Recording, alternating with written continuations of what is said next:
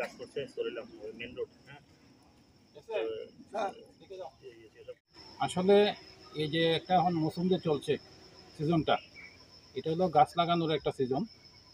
আমরা 10 তারিখে কিছু গাছ লাগিয়েছিলাম আমাদের যে মন্দির কমপ্লেক্স আছে সেইখানে।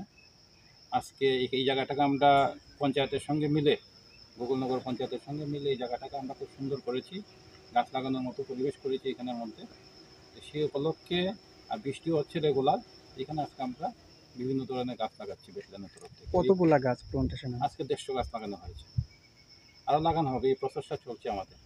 আমাদের এখানে একটা অ্যাডভান্টেজ, যে গাছগুলি লাগানো হয় সেগুলিকে আমরা নার্সিংও করি।